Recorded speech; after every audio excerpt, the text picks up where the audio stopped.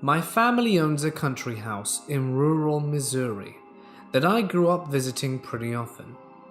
There were plenty of beds and rooms to sleep in, but I always stayed in a room in the basement since it stayed nice and dark well into the day, and the bed in that one was by far the comfiest.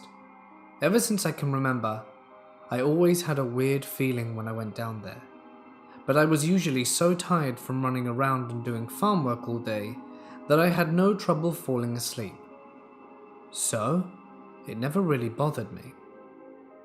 Stuff started to really pick up around the time I was 12 or 13. The one thing that really sticks out was one night when I was drifting off to sleep. I kept seeing a human-sized shadow walk past my room. This room was at the end of a hallway, and I saw it slowly walk back and forth past my room about 3 times, almost like it was someone on patrol or something. I always kept the door slightly ajar, and the bright hallway light on because of the creepy vibes. Finally, I saw whoever it was stop in front of my door and wait there for 3 minutes before moving on.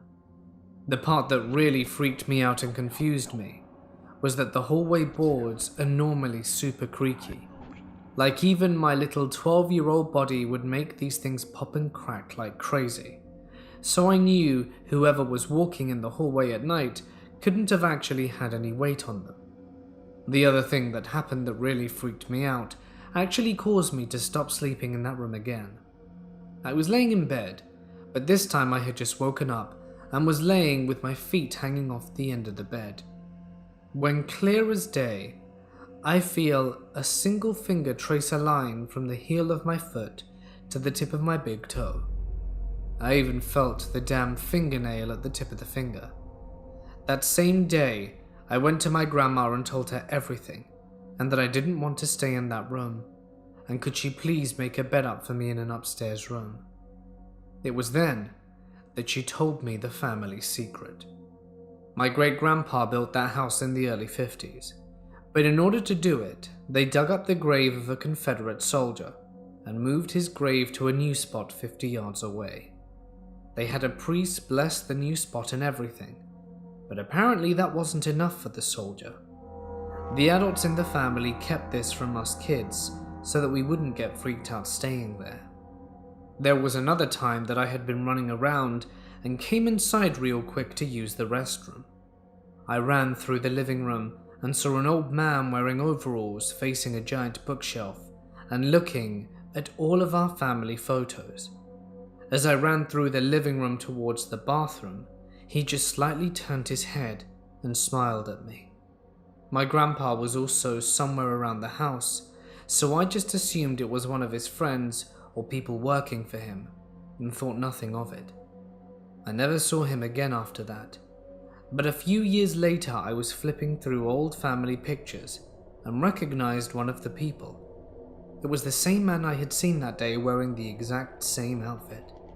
Jean overalls and a plain white t-shirt, with the same sweet smile on his face. I asked my grandma who that was.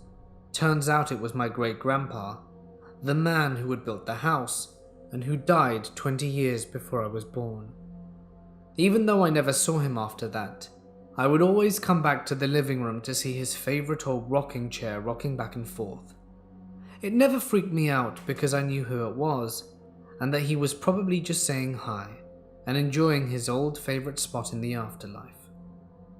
Also, by the time I had told my grandma about all the weird experiences I'd had, and she explained to her that several of the women in my family have a knack for seeing ghosts and stuff, it made me feel better, because I literally see something or have very freaky dreams every time I visit.